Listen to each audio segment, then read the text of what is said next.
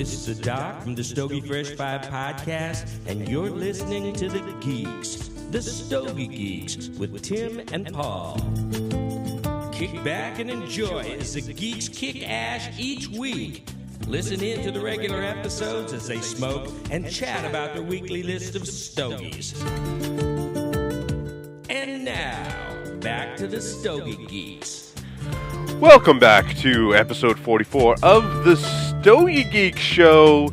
You can visit our website, www.stogiegeeks.com, where we've posted at least mini reviews or full reviews of what, did we say 500 cigars? It was over 400.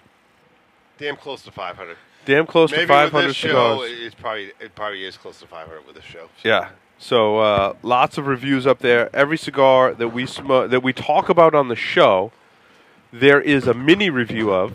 There's a picture of it. There's a description, usually binder, wrapper, filler, description, price. Sometimes, oh man, Mark Jr., you're killing me here. Sometimes links to. I'll mute him until he gets his on. Thank you. Sometimes links to other blogs that post reviews. So a lot of times, what I try and do is when I talk about a smoke that I've had that I want to talk about on the show, I'll go find a review that someone else has posted on the smoke. I'll include a link to that as well. So you get a lot of information about each of the cigars that we're featuring on the show. I think it's an extremely valuable resource, so everyone should go visit our website and check it out. And I try to go to the manufacturer website, but when I don't, I always reference whatever blog I went to. Yeah, absolutely. And there's some great blogs out there too. Absolutely. I almost want to do a segment on some of the great blogs that are out there. We follow so many. Okay, so here on episode 44, the segment is going to be a cigar construction problems and what to do about them. I quickly listed out 6 problems that you can have with cigars and some of the things you can do about them. I think you did a good job, actually. Thank you very much. You do a great job, Paul. You do. Well, it's the segment, so sometimes I'm ready. The Stogie Geeks guys ask me, "What's the segment going to be?" I'm like, "I'm going to write it up in the next hour." And this is a few hours before the show, and I send it out to everyone. Yep. So the Stogie Geeks guys don't always have a lot of time to prepare the segments, but I think it comes out better that way. You know, off the cuff. It's off the cuff. But it's topics that we can usually speak intelligently about, depending on how many old fashions we've had. Usually, your HTML needs to work though. So yeah, Steve's going to take care of that. I went through that with him today because again, they're quick notes. Okay, so plug tight draw. This has to be one of the most frustrating problems. You light it up. Well, sometimes even before you light it up, you can clip the end and you can do a cold draw before you light it, and you can tell whether it's plugged or not. I kind of do that and. As a test, sometimes your head hurts and your jaw hurts because you have to draw so hard to get smoke. At worst, it completely ruins the flavors in the cigar. At best, you might be able to smoke it and it just won't maybe be as enjoyable or detract from the flavor and smoking experience. What's the point, though? The point of what? Smoking it if it doesn't draw. Yeah, well, that's true. Well, sometimes it's a little tight, a little snug, as we call it. And it could open up. And it could open up. That's a great point I didn't put in the notes, Tim. That's a fantastic point. It's hope. You're hoping. You hope that it's going to open up. Well, I try and smoke at least the first third to see if it's going to open up. Usually after the first third, if it doesn't open up, you're screwed. So this is a result of packing too much tobacco in the cigar when it's rolled. You can poke the cigar with a draw poker, which I usually have one here in the studio. You should never leave home without one. It's a valuable tool that I frequently lose, and I'm sure it's on the table here somewhere. It tends to hide. But anyway, you can poke the cigar. You get mixed results. Sometimes it helps, sometimes it doesn't. Yep. The whole point of your draw poker, and I'm not quite happy with the one that I have, your draw poker should pull some tobacco out. It should almost, I think, scrape. It should almost have like a hook in it or some kind of like a... It's hard to describe. I saw one that I really need to find, but it's got like a V groove in the side of the poker, so it'll slide into the cigar, a barb, like a barb. Zedman is saying in the chat. So it goes into the cigar, and when it comes out, it scrapes a little tobacco out with it. I find to be the best draw pokers. You can try pulling a stem out. Sometimes if you look in the end of your cigar, I've talked about this before. Sometimes the stem could prevent it from drawing. You can pull that whole stem out, and that will actually remove some tobacco from the cigar, which is what you want to do to make it draw. I did that one time, and it pulled like almost the entire. I was going to say, watch Again, mixed results Yeah. with that too. Yeah. Poking and pulling the stem out. Watch your tongue, man, because you might get a flame down the Yeah, the void exactly. after Yeah, the because you fact. create a hole in the cigar. Yeah.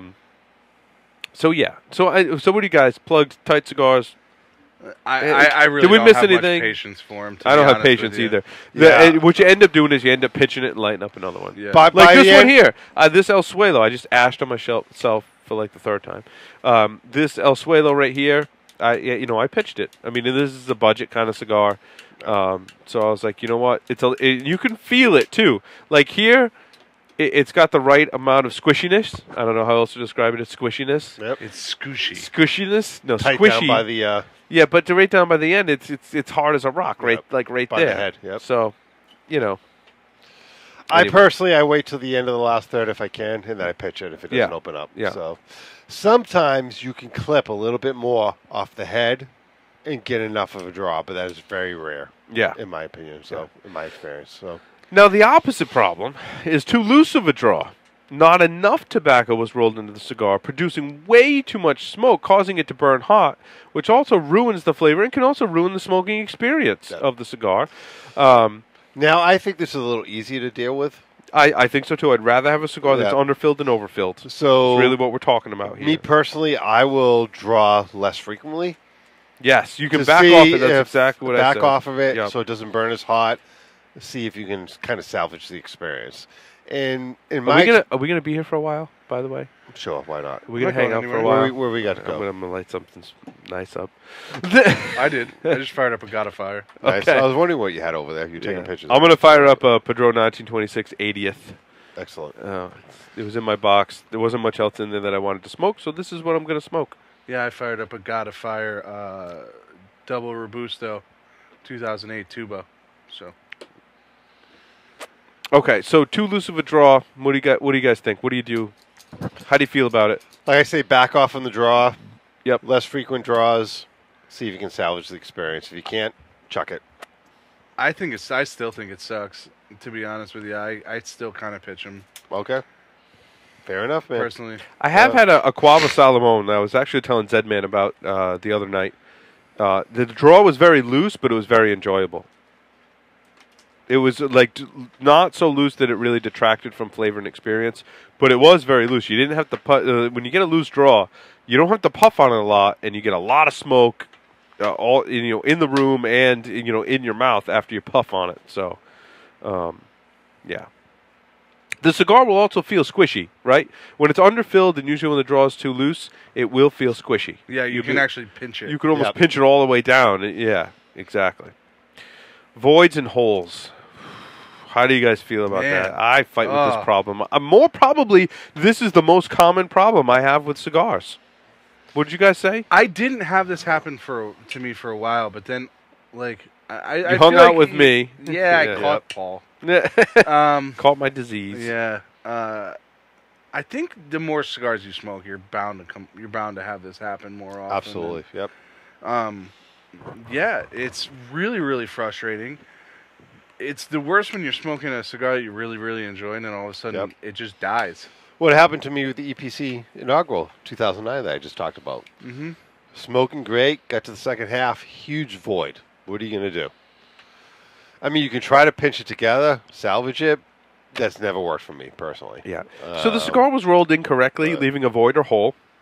You can visually see it as black spots in the ash. So I'm going to hold up one that I didn't talk about on the show that I didn't write up because I did have a construction problem with it. This is actually a Carlos Tarano.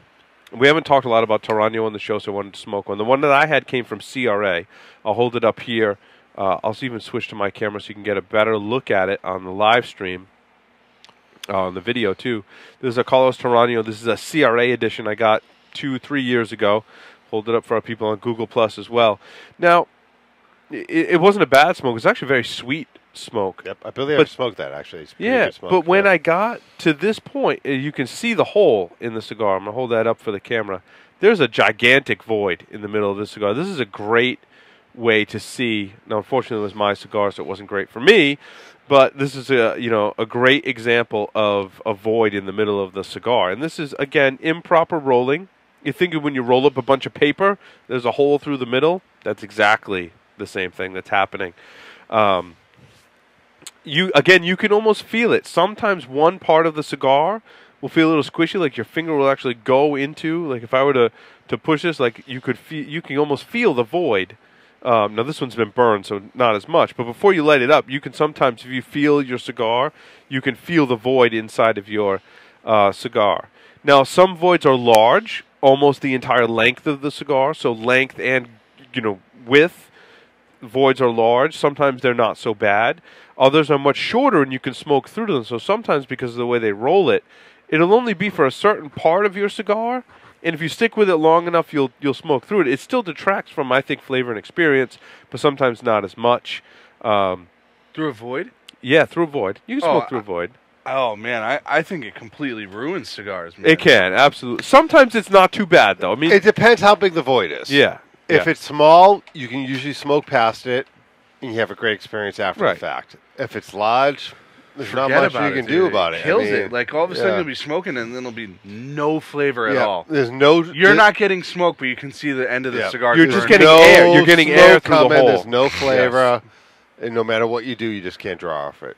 So. Yeah, you're just getting air through the hole. If you try and light it to get flame on it, because you can feel like it's going out, and you're lighting it, and then there's like flame that'll shoot through the hole, and even the other way too. So you got to be careful.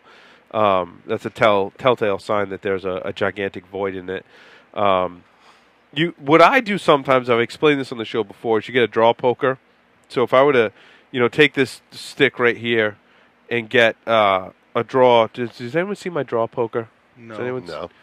It's got a wooden end on it. No. Anyone? Mueller. I always lose the draw poker. It's really bad. Give it up, man. It's really bad. I'll use the end of this cable or something, right? So if you take the end of it, and you can kind of poke something through the end of that hole in there, and pack down the hole a little bit. Sometimes you can close the hole with the poker.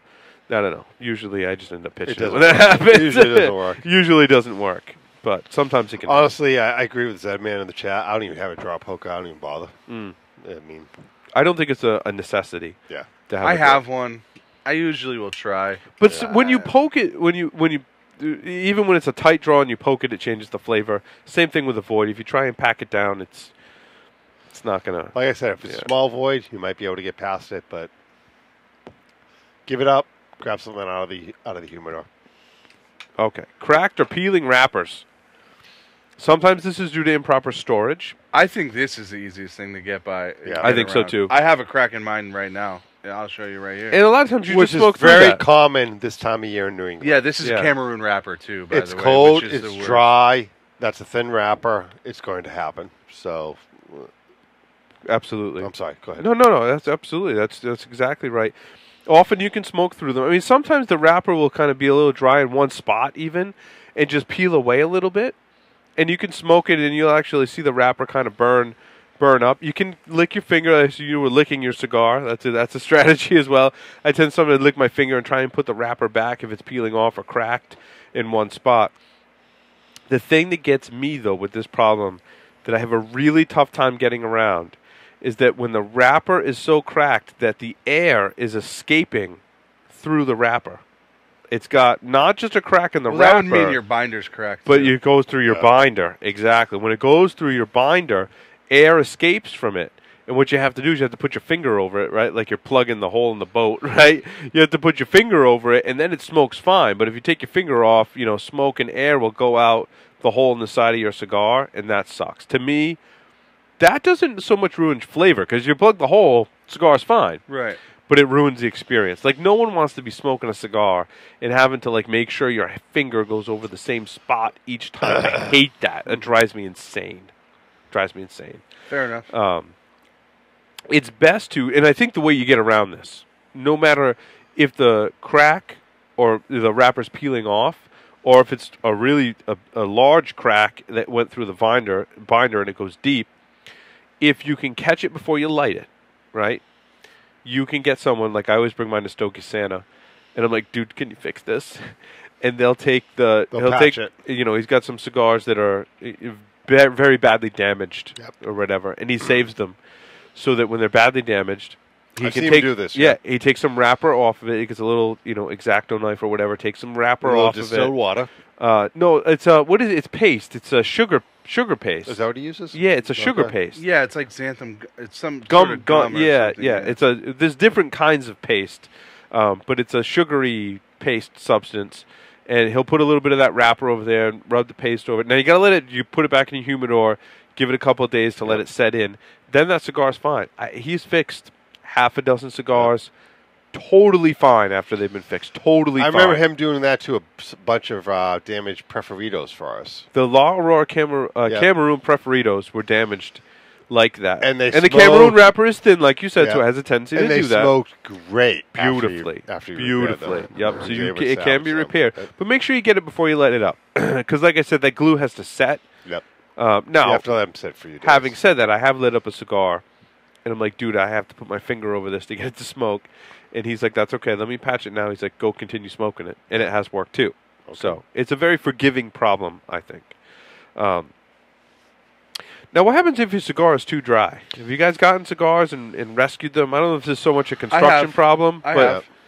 Has this been in your humidor or someone else's? So when I had gotten a hold of my father-in-law's humidor, he had a desktop humidor that he hadn't really paid much attention to. I think there was just stuff in it that he didn't really like, but there was some really old Rocky Patels in it. Yeah. And the old Rocky Patel stuff is good. It's very good. So I did my best to salvage them, and they're actually...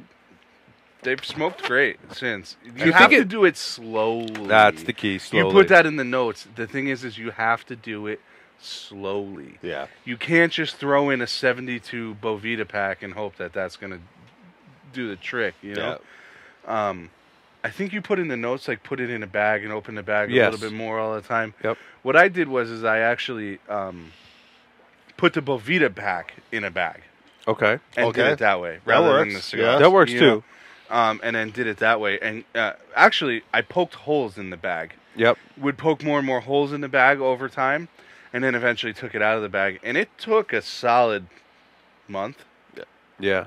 To get them back to where I felt like I wanted to smoke them. But I've smoked them, and I salvaged a couple the original release Old World Reserve Maduros. Everyone says they're awesome. Nice. Oh my God, those were great. Yeah, great. Yeah. And some old vintage 1990s and stuff like that, and sun-growns, Rocky Patel sun-growns. Yep. I mean, these were really good smokes too, man. And unfortunately, they're gone now, but they were. I had some of those original 1990s, and those were solid smokes. Yeah, they were, man. They were really good. They're not the same. It's a shame that they've all gone to shit at this point. I mean, the whole point of the vintage series was to use the original vintage tobacco. Let's face it, they ran out of the original vintage tobacco. It's true. But the Old World Reserves, man, those were good too. The Old World Reserve Maduros were great. Yep. And then they reblended that blend, and they ruined it. Yep. I'm sorry, but that blend was awesome before. I like your idea, though. I've always thought you had to have a larger humidor. And what I would do is I'd take the cigars, I'd put them in a box or a bag, seal it up tight, and just put them in there. And let them sit for a day or two. Then I go in and I'd maybe open the box a little bit, maybe put like a quarter or piece of cedar in there to open the box up a little bit to let a little more humidity in, or open up the bag a little bit, and then after a couple more days, I'd open up the box a little more, prop it up with something, and then I'd open up the box all the way after a couple more days, and then I would maybe take them out of the box and just put them in a tray inside the humidor to really let the humidity. But do that. I think general rule of thumb is a couple of days in each phase to rehumidify. I forget exactly who told me to do it that way, but it was someone on Cigar Pass. I had reached out and told them the story that my father-in-law had a bunch of friends on Cigar Pass, so they were willing to help me. I was certainly new to having that many cigars, so it was a little bit overwhelming for me in the beginning. But it was it was good advice, and poking the holes in it was. That's awesome. It worked. I like it. So I can't really speak ill of it. Fair enough. Beetle holes. How do you guys deal with beetle holes? You don't get beetles. Yeah. Don't buy them. Don't get beetles. Don't buy them because they don't happen at my house. Honestly, the few occasions that I've had beetle holes, I go through every single cigar in the humidor. Yep. Every single one that has a beetle hole gets tossed. You don't try and smoke them? Nope. They'll smoke, though, with a beetle hole. Oh, sure they will. You have to put your finger Snap, over crackle, it, and pop, dude. You might have to put your finger over it if it went through the binder. They do crackle a little bit. Yes, yeah. they do. I mean, I've smoked a couple. It's not the best experience in the world. It's kind of weird. It's a mental thing, too. Like, oh, my God, there was bugs in my cigar. And I'll tell you what, I've lost a lot of good aged cigars. I'll tell you what, though. Most cigars have the larvae in them. It's how you store them that will allow them to hatch, and then they'll eat through your cigar. Yep. Or not larvae. I guess it would be eggs that are in there. Eggs probably, which right? turn into larvae, which yeah, turn into right, beetles. Right. But Interesting. But if you find out that you find a cigar that didn't have a beetle hole, and all of a sudden it has a beetle hole, you're almost in crisis mode right now. Yeah. You need to go through your humidors. Yep. Yes. Yeah. I agree with Tim in the sense that if you need to quarantine what you have immediately. Yeah. So Yep. I think that this speaks more to if you're, if you have a big humidor, a lot of cigars, man, it takes work. Yeah. It's not just a set it and forget it type It's thing. gonna You have happen. Last summer, we had a very humid summer Yep. here in New England. And I had some very aged Ashton VSGs and Anejos that I lost to beetles. I was lucky in the sense that I caught it early. Yeah. I tossed them. I went through every single cigar in that humidor 3 times over in a week, started quarantining things, and I handled the situation. Right. But if you But I would have lost thousands of dollars worth of smokes if I hadn't done that. But if you take the ones out that, well, whatever you do, if you quarantine the problem, so now you've got a bunch of cigars with beetle holes in them, Yep. and you freeze them, you refrigerator, freezer, refrigerator, 24 hours each cycle, put them back in a separate humidification device, not back in your regular collection, rehumidify them because that process inevitably takes some humidity out, let them sit for a couple of weeks in regular humidity, make sure your beetle holes aren't getting any worse, then smoke them. And I've done that, and most of the cigars have been totally fine. I'm sure they do. Personally, I toss them. But anything with a beetle hole gets tossed. But Now, sometimes the beetle damage can be so bad if they've eaten the tobacco on the inside of the cigar. If you tap them, and I've seen Stogie Santa do Stuff this. will come out. Yeah, if you tap them and stuff starts falling out, what's going to happen is you're going to have holes and voids in the middle because the tobacco beetles have eaten the tobacco in the middle of your cigar. So it's going to breed other kinds of problems. I've smoked a dozen or so cigars that have had a small beetle hole in them, and it's been totally fine. Totally. Yeah. But the thing is, smoke them because don't let them sit. And especially don't let them sit anywhere near your other cigars that don't have beetle don't problems. want to do that. Yeah. Don't let them sit. Is to just smoke them. And if it doesn't smoke, then then toss it. So going back to the sugar water, Yeah. a cigar coop in the chat says pectin. Does that ring a bell? That's what I was trying to think of. Yes, Yeah. and I couldn't think of it as pectin. That's great. That's a good. Yeah. Thank you. Excellent. Any So- other? Go Yeah, ahead. this is something that's not as much a construction problem, but I remember my humidor has a condenser fan in the back that actually air conditions the humidor. Yep. You've been to my house when I've handed them to you in the dead of They were summer when cold. it's hot as hell, and I hand you a 60-degree cigar. It feels like Nice. an ice cube in your hand. So the story is my brother went into the humidor, grabbed a cigar, and pushed the cigars in too deep. Yep. And they went under the condenser fan. Mine has a collection pan, and it drips back into the humidification element. Yep. You know what I mean? Well, he blocked it, so it was a full box of Monte Cristo number ones.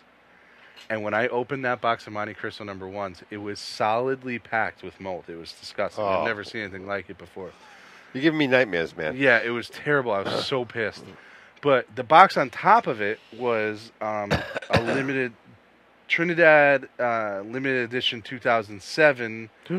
I forget what the name of them was, right? But what I did was I put them in the freezer, and that really sucks that humidity out of them. Yeah. And quickly.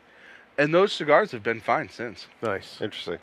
Yeah. So, Now, one problem I want to talk about, we did touch upon it a while back, and Ben was here, and he had a theory, and that is tar. Yeah, he said this tar buildup. Yep. And I've experienced this firsthand, especially Really? this time of year when it's dry. I get a lot of top buildup on the At the end here? yeah, on the head of Yeah. the cigar. Because your mouth is moistening the end? Exactly, when it's dry outside. It doesn't happen initially, but if I'm smoking outside when it's very dry, a big smoke like I'm smoking now, I'm smoking the Feral Flying Pig, the original. I'll get this tarry buildup where I have to reclip it because it's just nasty. Yeah. That's the only thing you can really do. Yeah, and that's what I If do. that gets on your tongue, you're screwed for Oh the yeah, rest of the it's day. bitter, it's nasty. The best you can do is reclip and drink some water. That's my solution to the problem. Check your humidors, make sure they're well humidified. Yeah. But this time of year here in New England, when it's 0% humidity, it happens, especially Absolutely. with longer smokes. So I just wanted to kind of throw that out I there. find that it happens with añejos to me if I smoke them too fast. Interesting. Yeah, which I have struggled with from time to time. I smoke cigar. I kind of tend to smoke cigars pretty quickly. So, but yeah, clipping them and then starting over will typically Usually solve solves that, the yeah. issue. Yep. Sometimes it comes back, sometimes it doesn't. But If it comes back a second time, I'm done. yeah, I agree, 100%. Any other construction problems or burn problems? Should we talk about canoeing and burn problems like that as well? I want to throw that in there. I think that's Is that a construction problem or is that? I think that's generally bad construction. Yeah. Yeah. It could also be like a cigar that's young, right? Like I've had cigars that are kind of like that, and then I sit them down for a couple months, and that problem will go away a little bit. Could it be the way you're holding in your mouth and you're not turning it, and you're? I've No, heard that I mean a before. cigar would. So think about a Davidoff or a Padron. Like I don't really turn cigars a whole ton. how Neither do often I. have you had a Padron or a Davidoff canoe on you? Almost never. Yeah. Yeah. So that would be indicative of it being some kind of, maybe not so much construction, but quality of the tobacco kind of thing. You know what I mean? I've also personally never gotten a Padron or a Davidoff that when I was smoking, I was like, wow, this thing's young. No. You know what I'm saying? So like, what is it? Because You know? age. So does age make a cigar smoke better and overcome any of those weird construction Performance problems? issues? I would say necessarily- not construction, but performance. I think you used the right word there. Not necessarily age, but I think proper storage. Yeah. If a cigar's been in too much humidity, for example, Yeah. Yeah, I they're don't think wet. it's not going to burn right. I think wet is Yeah. kind of synonymous with young. But Yeah. no, you're right though, because from the time it's rolled into a cigar, it's stored, it's aged for a little while, and then it goes through the shipping process, then it goes into someone else's humidor, then it goes into your humidor. It's been through a lot of changes through that process. So keeping it, I think, for a certain amount of time, even if it's just a month, right, in a constant temperature and humidity environment, Will make all the difference. in the greatly world. contributes to a cigar smoke. You could agree. call me crazy. Many people have. You're crazy, Mark. You're crazy, Mark. When I buy cigars, I typically will put them in my humidor for a couple weeks before I smoke them. Yeah, I It's not agree. unusual. And yeah. if I have them shipped to me, forget about it. A month minimum. Yeah. I won't. I try. I not find to, they smoke better doing that too. I You're go at least absolutely right. Because- least a week or two personally because my humidor is pretty on point. I have it pretty dialed in, and I found a lot of retailers don't really have their humidors dialed in all that well. Or it's not to your liking either. Not only that, but a lot of brick and mortars will have the humidity slightly higher. And I keep mine on the dry side. I keep mine 65, 67. I keep mine kind of 62 or 63. Yeah, or even Really, less that low, sometimes huh? too. Yeah. Yeah. Interesting. Yeah, I'm The about bottom of my 65, big but cabinet is 67 right now, which means the top is probably 63. I like the 65 to 67 range myself, but I mean, most humidors I walk-in humidors, or I go to 68. brick and mortar, they're closer to 70 plus. Absolutely. And my theory is, I don't know this for a fact, but my theory is, a lot of people coming in to buy cigars don't have well-regulated humidors like we do. Yeah. Oh, So they're going to bring them home. It's going to sit on the counter in a plastic bag for 4 or 5 days. And then you wanted it 70 before it's hitting that process. Exactly. Yeah, That's you're my right. that's No, my theory. I But think that's spot on, Tim. I but think it's that's just a spot theory, on. Yep. Yep, that's spot on. I like mine on the underside because I've had mold problems in the past. Yeah. So, my bottom of my humidor typically ranges 65, 66. The top will be 62, 63. You know, I think that's the safe way to go. And I like to keep them I keep a little understanding. bit on the dry side. Yep. I think they smoke better when think they're they on the smoke dry better, side. too. Everyone's heard of dry boxing, Yep. right? So Too much humidity, they're not going to burn right. There's no doubt about and that. I yeah. much prefer my cigars on the a little bit on the dry side than I do a little bit on the wet side. I agree. So All does that right. close out the segment? That definitely closes out the segment where we are on point to do the contest, Tim. All right. So do we want to do this week's contest first, or do you want to announce the winner from last week? If you want to get into a groove of so we did a contest last week, and then we Yep. announced the winner on the next show. I think that's a good groove to fall in. You know what I'm saying? 100%. I think that makes it easier for everyone too. All right. So So, you'll find out if you're a winner on the next show. That's perfect. Why didn't we think of that before?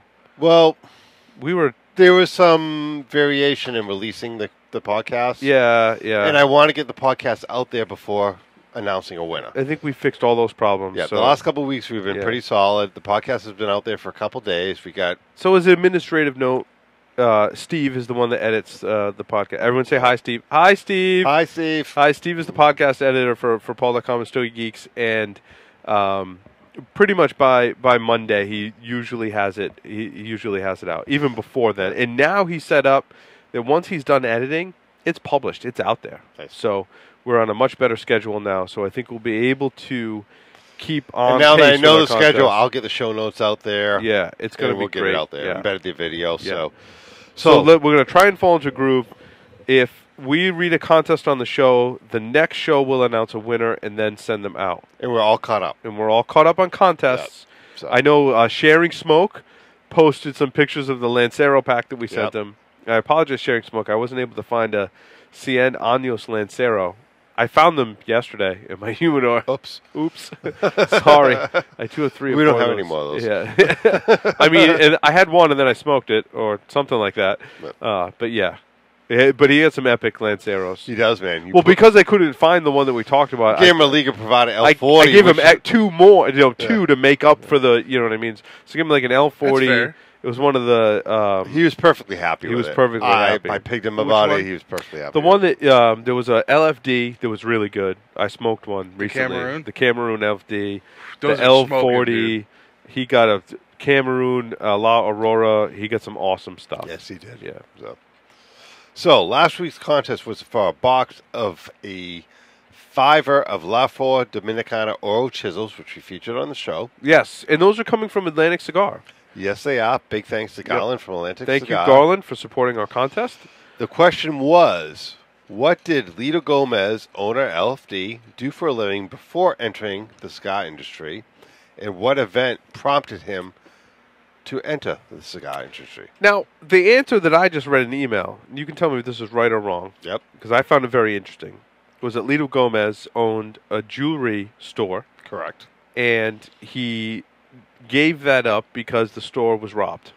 Correct. That's pretty cool. So that person, well, whoever sent that one in was correct. I don't know if he's the winner, but So Paul T. correctly answered, and I picked this up completely random. I took the mouse, I closed my eyes, and I pointed to the screen, and this is the person who answered correctly and won. Very scientific way of picking a random Yeah. winner. I like it. Sounds like So, it. He said Lito Gomez was the owner of Peckins, a jewelry store on Miami's North Beach. The store got robbed, and the next day he put it up for sale, which led him into the cigar industry, which is completely correct. That's pretty cool. I believe he lost. Well, not cool that his store got robbed, but He lost close to $500,000 worth of jewelry. hopefully he may had he was insurance. bound, he was bound and gagged during the Really? process. Yeah, it was pretty brutal. Wow. And congratulations, Paul T. I'll email you. We'll get you Addy, and we'll send them out. So Yeah, well, actually, we're going to send his address right to Atlantic Cigar, and they're Yep. going to ship you send the them to cigars directly. Yep. So Oh, sweet. Yeah. So, this week's contest. Yes, this week's contest. Let's go there. All right. So we got a 5er of the El Suelo. Hold them up. We got them right in here in the studio. They're ready We to do? ship. Oh, do we? Yeah, we do. I gave you 5 of them. Yes, we do. Okay, here we are. We got 5. Ready to ship, baby. So, 5-pack of El Suelo, Gran Robustos. Here's the question. Who started La Atelier Imports with Pete Johnson? Let's tell you. Thank you. Mark Jr., you gave half this question away earlier. There's two of them, yeah. Yes, there's two people that started it with Pete Johnson. The second part of the question, what 4 blends are currently available under the brand? Nice. You know part of the answer because one of them is El Suelo. Wait. There's more than 4 blends. There is. Oh, yeah. I was on the website earlier. There's Okay, only so 4 name blends 4 earlier. of them. It's okay if there's more. It's bad if there's name less. 4. Okay. Per their website, there's only 4 blends listed. So, But one of them has more than one blend in it. Okay. Well, we'll So discuss I this think after. you know which one I'm talking We'll about. discuss this after We'll the discuss show. this after Yes. after the live stream is down. So I'm interested in that. Okay. All Okay. right. Name at least 4 blends, and the 3 people who started the brand, and you'll be entered in the drawing. Very nice. Next Very week nice. we'll pull the winner. So The El Suelo was pretty good. I think we decided it was something you'd smoke in the yard while fishing kind of Yep. thing. solid smoke the price. Solid smoke for the price. Yep. Definitely an angler-style cigar. Again, for this week's contest, congratulations to Paul T. for last week's contest. This week's contest, again, you can email stoigeeks@gmail.com, and we will send you a 5-pack of the El Suelos that we smoked on this show. Sweet. So thanks, everyone, for listening. Make sure you join CRA, that's Cigar Rights of America. I did smoke that Tarano that came in my pack. You do get cigars when you join the CRA. When I joined, if you buy this the is nice one- pack, it's really nice. They've got 10 some, pack. they've got a couple of different ones out there. I'd rather see the money go to fight for our rights. It is kind of nice to get some cigars, though, as well. So, Zed Man wants me to say Tatuare. yeah. There you go, Zed. All you. There you man. go, Zed. Thanks, everyone, for listening, and we'll see you on the next episode of The Stogie Geeks. Good night, guys.